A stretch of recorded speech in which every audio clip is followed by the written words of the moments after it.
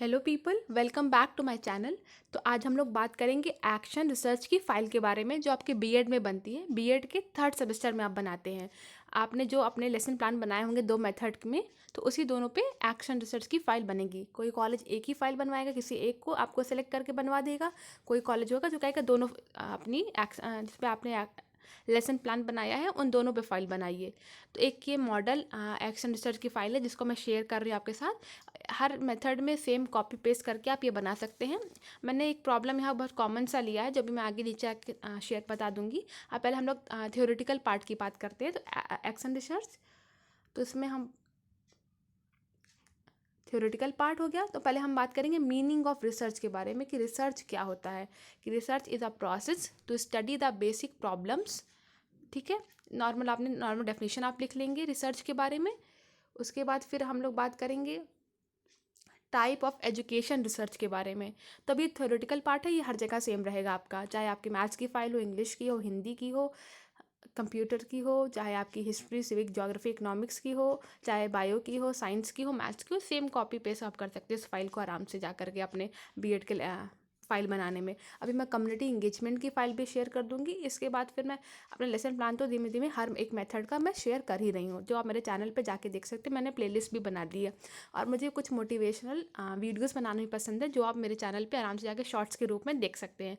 मेरे शॉर्ट्स को please promote करें। फिर हम लोग बात करेंगे टाइप ऑफ एजुकेशन रिसर्च के बारे में यहाँ पे। तो एजुकेशन रिसर्च क्या होता है इसके बारे में नॉर्मल बात की। फिर अब हम एजुकेशन की बात कर लिए, रिसर्च की बात कर लिए।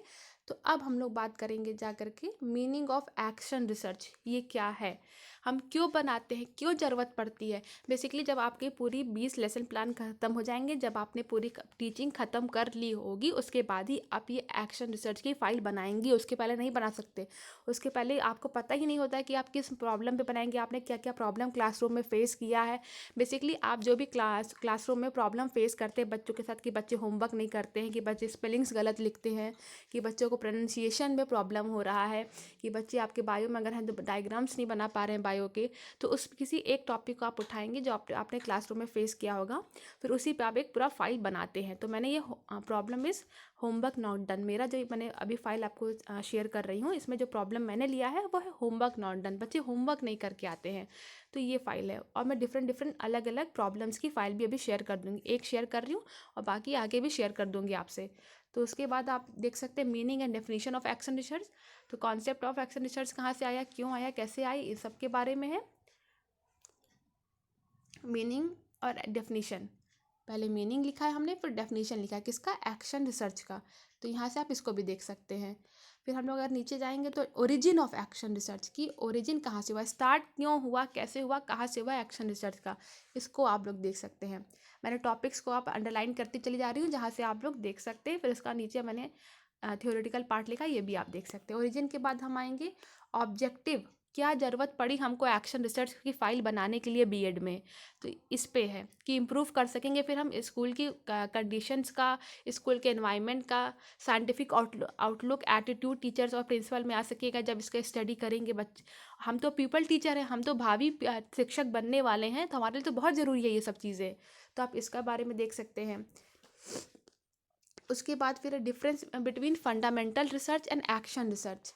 तो फंडामेंटल रिसर्च पहले हमारे पास था, अब हम एक्शन रिसर्च ले आए हैं अपने बीएड में।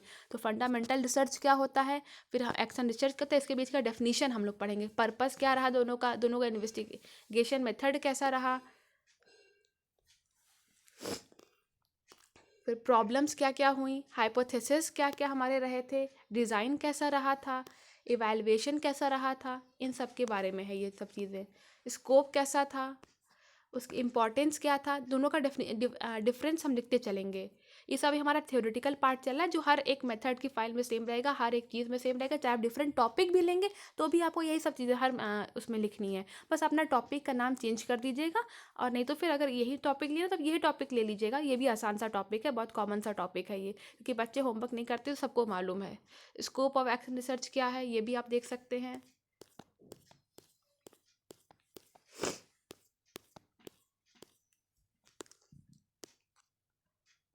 स्कोप ऑफ एक्शन रिसर्च क्या है ये आप देख सकते हैं यहाँ से। स्कोप के बाद हम लोग आते हैं स्टेप्स ऑफ एक्शन रिसर्च, तो पहला था आइडेंटिफिकेशन, हम प्रॉब्लम देखेंगे तभी तो हम फाइल बनाएंगे कि प्रॉब्लम क्या थी बच्चों की। उसके बाद डेफिनेशन ऑफ द प्रॉब्लम क्या है। उसके बाद फिर एनालिसिस करेंगे, उसके बाद एनालिसिस करने के बाद फिर फॉर्मुलेटिंग एक्शन रिसर्च हमारा। उसके बाद फिर हम design of test the hypothesis हमारा जो रहा है। उसके बाद एक्शन ऑफ कंक्लूजन रिसर्च। ठीक है, इतना हमारा भी थियोरेटिकल पार्ट चलता है। आप इससे एकदम से रूबरू हो जाइए, सब जगह सेम रहेगा, आपको कॉपी पेस्ट करके सब कुछ लिखना रहेगा, ये आप आराम से देख सकते हैं। अगर इतनी बात समझ में आपको आ गई तो अब हम लोग मेन अपना आते हैं प्रैक्टिकल पार्ट पर। प्रैक्टिकल पार्ट है ये हमारा एक्शन रिसर्च का। हमने प्रॉब्लम क्या ली, होमवर्क नॉट डन। ये आप देख सकते हैं प्रॉब्लम हमारी क्या रही, होमवर्क नॉट डन, बच्चे ने होमवर्क नहीं किया है, इसको आप लोग देख सकते हैं। उसके बाद इसका इंट्रोडक्शन करेंगे, हमने इंग्लिश में किया था तो ये इंग्लिश का है। English is a second language of Indian learners, so it is difficult to learn English in comparison to Hindi, of course it is difficult, तो यहाँ से आप इसको देख सकते हैं। उसके बाद फिर हम लोग नीचे आएंगे तो नीड ऑफ स्टडी क्या रहा, कॉमन है, अगर कोई और भी प्रॉब्लम लेंगे तो इसको यही सब चीज़ें लिखनी है यहाँ पर भी। स्टेटमेंट ऑफ द प्रॉब्लम क्या है, उसके बाद स्पेसिफिकेशन ऑफ द प्रॉब्लम क्या रही, डेफिनेशन क्या है, आराम से आप देख सकते हैं। Objective to solve the problem, ये एक इम्पॉर्टेंट चीज़ है, objective to solve the problem. इसमें कई कई ऑब्जेक्टिव्स हैं जिसको आप आराम से लिख सकते हैं यहाँ पर। फिर analysis the cause of problem, ये भी कॉमन है, अगर आप कोई भी मेथड की फाइल बनाएंगे, किसी टॉपिक पर बनाएंगे, आपको यही सेम चीज़ें लिखनी, बस अपने प्रॉब्लम का हेडिंग चेंज कर दीजिएगा अब, और कोई दिक्कत नहीं है यहाँ पर। फिर टेबल बनाएंगे, हमारा क्या क्या कॉज था, एविडेंस क्या था, कंट्रोल कैसे हुआ, ये प्रॉब्लम आराम से आप टेबल बना सकते हैं। ये टेबल का ध्यान रखिएगा, टेबल बना लीजिएगा, एविडेंस, कंट्रोल और कॉज। ठीक है, इसको आप ध्यान रखिएगा इस चीज़ का, आप लोग ये टेबल अच्छे से बना लीजिएगा।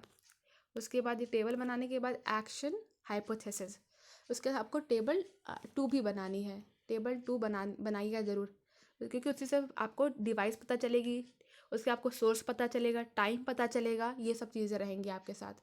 तो टेबल 2 भी आप आराम से बना लीजिएगा। टेबल 2 आप देख सकते हैं यहाँ पर।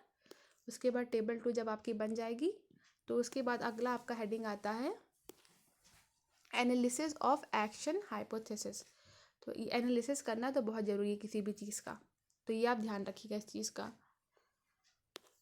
एनालिसिस कर लिया आपने, एनालिसिस करने के बाद आपको फिर सबसे फाइनल पॉइंट आता है कंक्लूजन का। कंक्लूजन तो आपको हर एक फाइल में लिखना है, चाहे जो भी फाइल आप बनाएंगे, कंक्लूजन तो हेड बहुत है। जैसे मैंने 10 पॉइंट्स लिखे हैं जहाँ से आप इसको देख सकते हैं कंक्लूजन को। तो कंक्लूजन को आप ध्यान रखिएगा। कंक्लूजन आपको पहले एक पैराग्राफ में मैंने समझाया है, फिर मैं इसके पॉइंट्स बताई हूँ कंक्लूजन के, तो जिसको आप रखिएगा।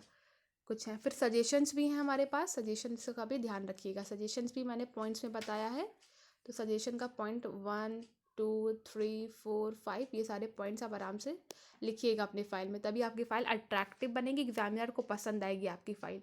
तो पॉइंट्स में ज़्यादातर कोशिश करिएगा लिखने की अपने फ़ाइल में, तभी आपके लिए हेल्पफुल रहेगा। तो यहाँ मेरा एक्शन रिसर्च की ये फाइल कंप्लीट होती है, तो आप इसको वीडियो को देख सकते हैं। मेरी वीडियो को लाइक कर दें, मेरे चैनल को सब्सक्राइब कर दें, और अपने बीएड फ्रेंड्स या ग्रुप में जा करके शेयर कर दें कि आपको हेल्पफुल रहे, आपके फ्रेंड्स के लिए हेल्पफुल रहे। आपके बीएड में आराम से आप कॉपी पेस्ट कर दीजिएगा इस फाइल को, कोई प्रॉब्लम नहीं है, बहुत अट्रैक्टिव, बहुत एग्जामिनर को पसंद आई थी जब मैंने ये फाइल बनाई थी। तो thank you class and thank you for my video.